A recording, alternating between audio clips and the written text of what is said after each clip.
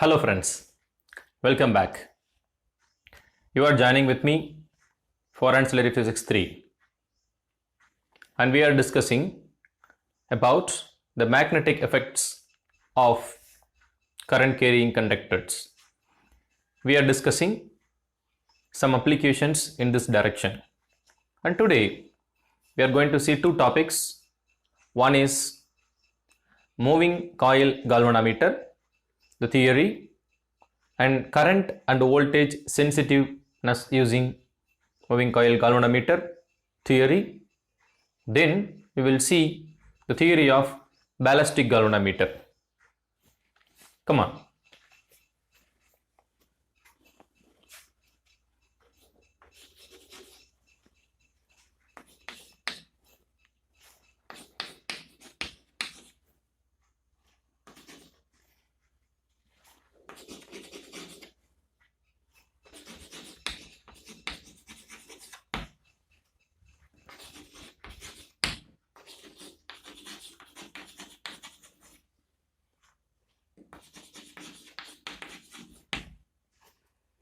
The D.R. Snowball moving coil galvanometer.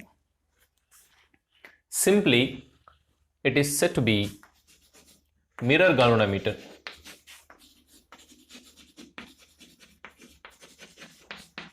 Mirror galvanometer. What is the principle?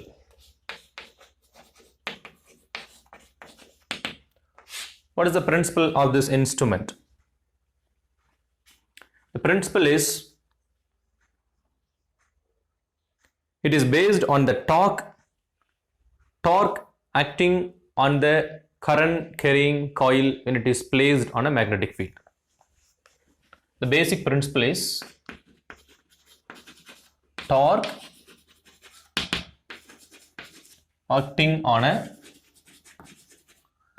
current carrying coil placed in the magnetic field.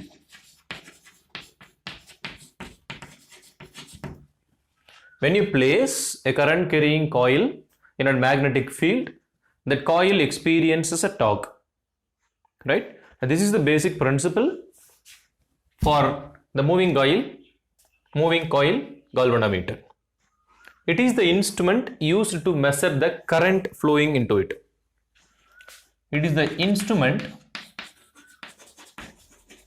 instrument for measuring current of low values, not very high values of current. We can able to measure the current of small values, say for in the range of microampere to milliampere. Fine. Construction of this galvanometer. How to construct this galvanometer? This galvanometer consisting of two terminals, right? Terminal 1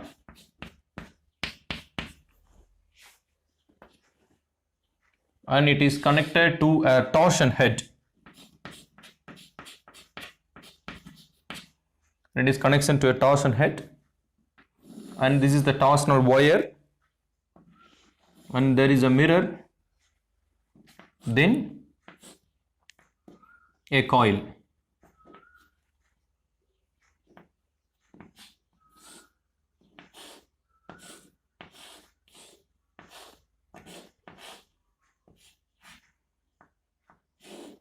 A coil, then a spring, another end is attached to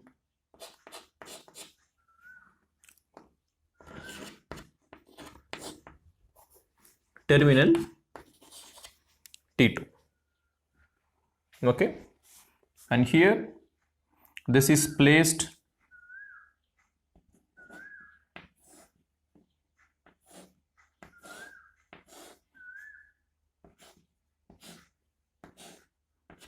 in an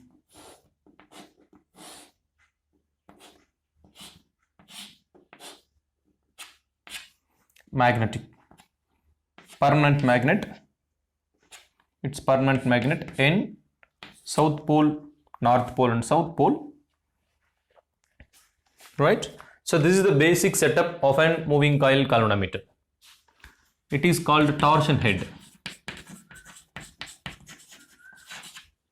Okay, this is called torsion head, and this is torsional wire string, and it is made up of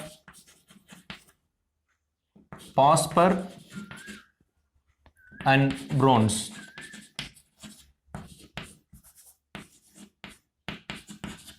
Phosphor and bronze wire, it's, you can say strip, you can say, yeah, wire is the opposite word if you are talking about the torsion. And here this coil, it is the rectangular coil. So this part is the rectangular coil, is the rectangular coil. This coil is made up of copper. Coil is made up of copper. And so let me again repeat how the setup looks like.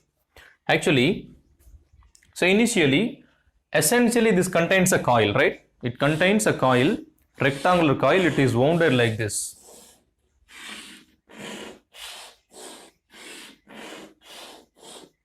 It is wounded like this, and this coil is wounded over a aluminum frame.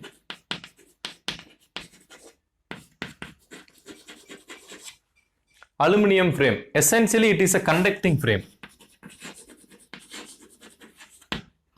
Essentially, it is a conducting frame, right? And in the middle, there is a circular iron core is placed. In the middle, there is a circular iron core.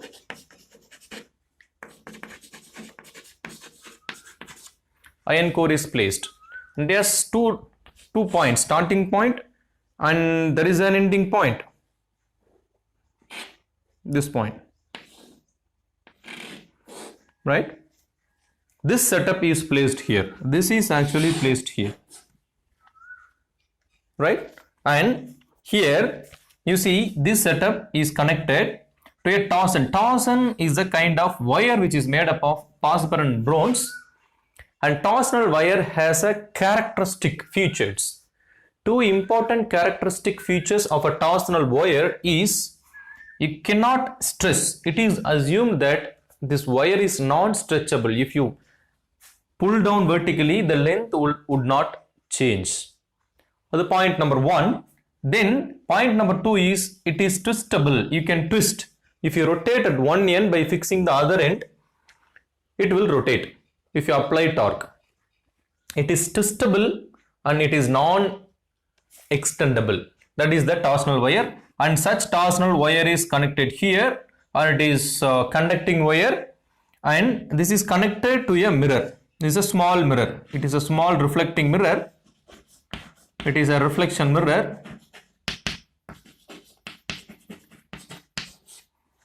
And then there is a wire background, a mirror is pasted here, then the wire end is connected with the rectangular moving coil, and other end is connected to a spring. The spring is also made up of phosphor bronze wire, and the other end of the spring is connected to terminal T2. Here in this core is wounded over a conducting frame like aluminum, and it's a frame, and the middle is hollow, and in the middle there is an circular iron core is placed, and the entire setup is placed in the strong permanent magnet, between the strong permanent magnet, so that it will be applied with the magnetic field. So this is the setup. Now if you want to apply current through this coil, you have to apply current by connecting wires between the terminals T1 and T2.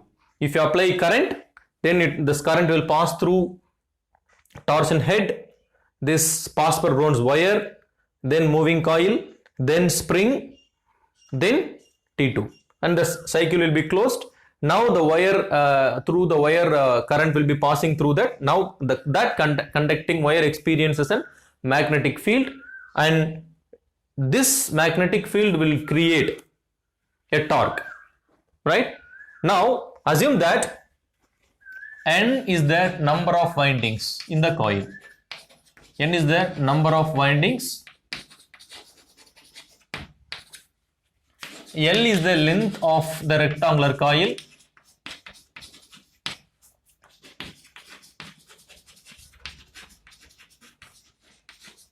B is the breadth of the coil.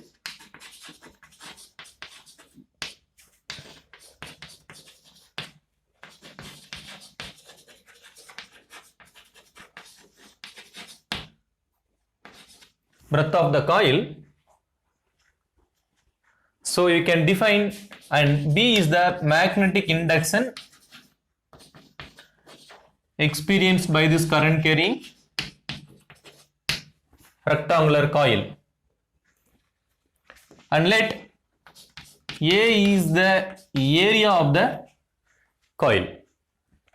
So with this we can write the expression for tau that we have discussed in the previous video itself, which is nothing but N times, and let I be the current passing through the wire. I be the current passing through the wire, so that it becomes N I B A. This is the expression for torque that we have already discussed. And due to this torque, for a given current, there is a torque which twists this wire, torsional wire. There exists twist. Okay. If you switch on the current, there exists a twist. And if you switch off it, if you switch off the wire, then this twist will restore, right? In the wire, because of this torque, there exists a couple, right? This couple will create a twist. There is a right couple per twist we can write. Now, because of this torque, this wire is twisted. Let theta be the angular deflection.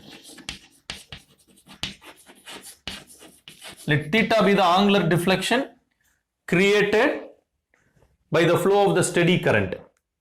Okay, and then this torque developed in the wire. This is the expression for the torque experienced by the moving coil galvanometer, and it twisted this wire. Because of that, there is a twisting couple created, and this couple will twisted this wire, right? Because of that, there is this wire experiences, the torsional wire experiences. It is twisted, no? So it is twisted, so the wire also twisted, one end is fixed, so that we can write the expression for torque for the given angular deflection. This you can write C times theta, where theta is the angular deflection created by the steady flow of the current through this rectangular wire. And what is C? C is the twisting couple per unit twist, right? C is the twisting couple per unit twist. C is the twisting couple per unit twist, right? Now, this is the torque, forward torque, the torque that creates the forward twist. Once the current is removed, then this torque has an restoring torque, right? Whenever if you apply torque to an elastic material, this is an elastic material, so that it will having a restoring torque, so that it will slowly comes to the equilibrium position, the rest position. So that this torque, the torque created by the flow of current in the presence of magnetic field, which is equal to the torque created in the wire. This is the torque on the moving coil, and this is the torque on the wire. Both will be equal.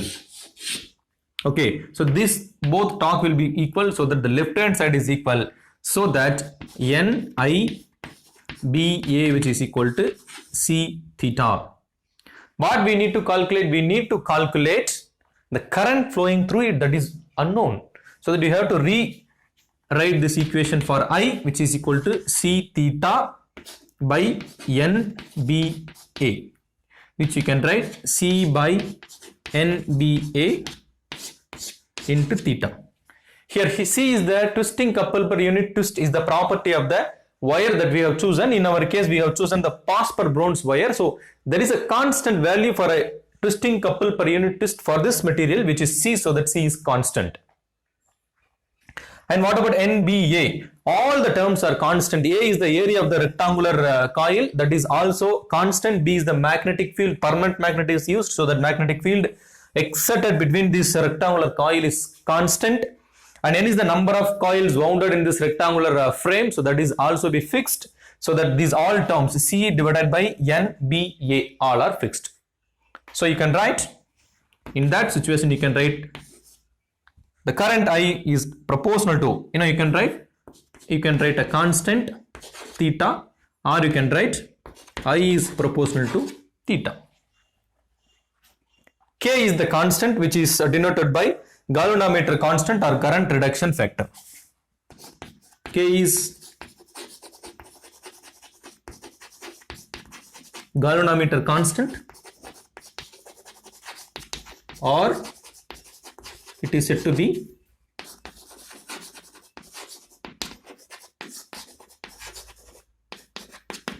current reduction factor. Okay, so from this we infer that if the current flow is maximum, the angular deflection in the in this wire is maximum. If the current flow is minimum, the angular deflection will be minimum. But how will you be measure it, right? How much angular deflection it gets, that how will you be measure it, right? It tells that the current and the angular deflection has the direct proportionality. If there is a maximum angular deflection, then it is inferred that the current flowing into is maximum. There is a small theta, then the current is small. By substituting the values of C, N, B, A, we can able to calculate the value of the current. Fine, but how would you calculate that angle of deflection? For that purpose, here there will be a scale, right? There will be a scale placed in parallel with this in front of this. There will be a scale in front of this mirror. Okay, and assume that this is a scale. The scale is a transparent scale. Assume that it's like it's made up of glass, and the readings are noted in the glass. Then that is placed here, and in front of that, a point light source is placed, right? So that here this is a mirror, and there is a scale, and there is a light source. Okay, now like this. Here this is light source, this is mirror, this is scale and mirror, but it's transparent actually. Like, let's have one like this. Assume that, it's a broken tempered glass, but let it be. Assume that here the readings are noted. Okay, now I pass a light through it. What will happen? This light will pass through this, and it will hit on the mirror, and it will be reflected back. If it is straight, what will happen? And I am passing the light through it, it will give you one particular reading, right? Now if you are applying current, what will happen? This mirror will slowly twist it. What will happen? Now the angle of incident light will not be returned back in the same direction. It will be returned to a deflected direction. Now, so that initially it goes through one value. Now it will be, and it comes through the same value, right? The light goes through and it reflected back at the same point. But now what will happen? The light goes through one point and it will be reflected at another point. So that will show you another point in the scale. The light deflection, the spot will be observed in some other point, right? Now from this distance we can able to calculate. Okay, like you see here, this is a mirror. Now this is a scale. Okay, when this is the light, it's a light source. It is mirror, transparent mirror, not mirror, transparent scale. Transparent scale, this is light source. This is light source. So that light passes through and reflects back. If the mirror faces, the mirror is normal to the line of the light source. If it is exactly normal to the line of the light source, it will be reflected back. If it is placed perpendicular. But if it is perpendicular but twisted a little, what will happen? This light source will not return back, rather return like this. So that we can measure this distance, right? From this we can able to calculate this angle theta. Okay, if you know this distance, you could able to calculate the theta by using appropriate mathematical formula. That theta is applied here, and from that we can able to calculate the current flowing into this. But remember, you cannot measure the higher value of current, because the coil, it's a copper coil. It's a mild wire, very small thickness wire, so that with this instrument we can measure the current of very feeble intensity, that is in the microampere level to milliampere level. So this is the theory behind the T.R. Snowell moving coil galvanometer, or simply it is said to be mirror galvanometer. Okay, it is used to measure the unknown current flowing through an coil which is placed in the magnetic field. We can measure the current sensitiveness, voltage sensitiveness of a moving coil galvanometer. Okay, so the next topic is current and voltage sensitivities. Current sensitivity and voltage sensitivity. Okay, actually the current sensitivity, it is said to be figure of merit. It is also said to be figure of merit. What does it mean? Actually, is the current sensitivity of a moving coil galvanometer is, it is nothing but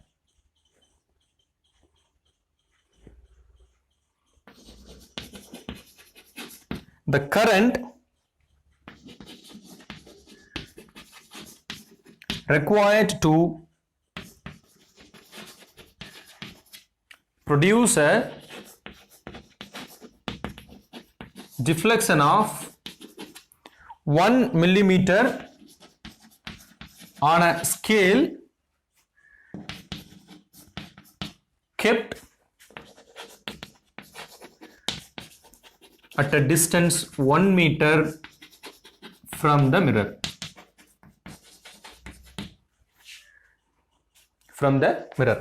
So that is the figure of merit or the current sensitivity. The current required to produce a deflection of 1 millimeter on a scale. That in the transparent scale, we want to produce 1 millimeter when the scale is placed 1 meter away from the mirror. For that purpose, what is the current required? That is said to be figure of merit. It is expressed in microampere per millimeter. Okay, and it is also this is to be current sensitiveness S, current C. Similarly, you can say voltage sensitiveness.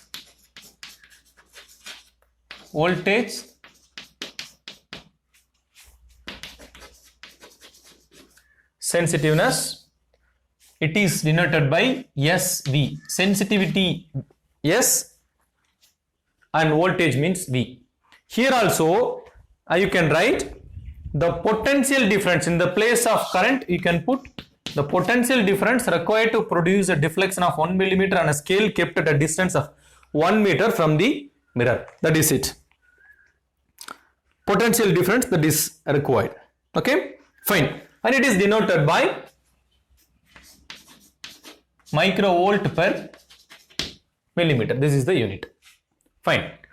So in order to calculate this purpose, the experimental setup used can be drawn like this.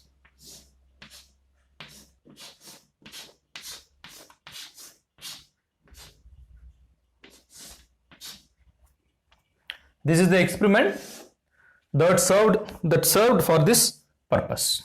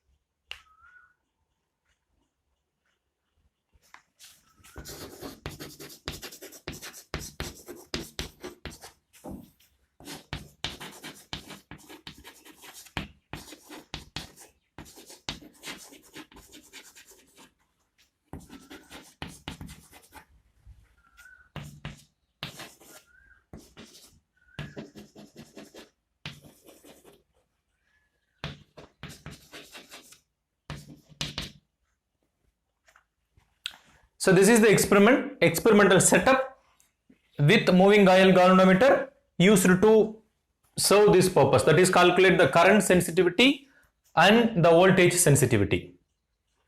Fine. What is the theory behind that? You see here there is a lead accumulator. It's essentially a battery connected through a key and resistance boxes P and Q. These things are connected in series.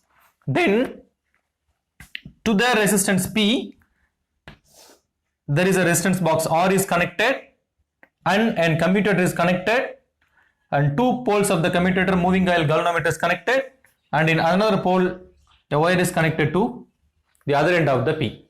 So between P this setup is connected. Okay. Now in order to calculate the voltage sensitivity, we apply very small resistance at P and very high resistance at Q. For example, here 1 ohm at P, 999 ohm at Q. Then in the resistance box R we set 0 resistance, right? In that case we can write the expression for voltage sensitivity SV, which is equal to EP by P plus Q multiplied by theta into 10 power 6. Right, simply volt per meter you can write, volt per meter.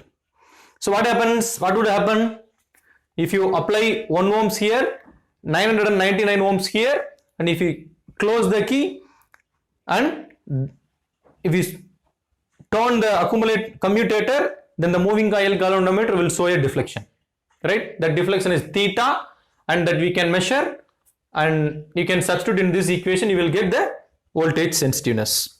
Okay, suppose, and now what you have to do is you have to increase the value R, the resistance box value R, in such a way that this, as the steady current passing through it, the deflection is steady, so that if you increase the resistance, this deflection will slowly come back, and you find the resistance when theta becomes theta by 2, half, theta becomes half of it, right? In that case, what does it mean? This resistance is equal to the resistance of the moving coil galvanometer. And that situation we can write the current sensitiveness as EP by P plus Q Rg times theta. Now ampere per meter, and this is the ampere per meter, this is the current sensitiveness. So this experiment will be repeated for different values of P. Okay, now we have, in the beginning we have chosen this is 1 ohm, and you can increase this as 2 ohm, 3 ohm, 4 ohm, or 10 ohm, 15 ohm, 20 ohm, like that, provided always by fixing P plus Q is equal to constant. By setting P plus Q is constant, and so you can find the deflection angle and half of the deflection angle. You can make the tabulation. Applying this into the equation, you will find the current sensitiveness and voltage sensitiveness of the moving coil galvanometer. It is a simple experiment. It's the application of the moving coil galvanometer. So with this, let me stop here, and we will discuss the ballistic galvanometer in the next lecture. So there is a small difference, a characteristic difference between moving coil galvanometer and a ballistic galvanometer, and we will see the theory of the ballistic galvanometer, and we will see some examples associated to that. So with this, let me stop here. See you tomorrow. Thank you.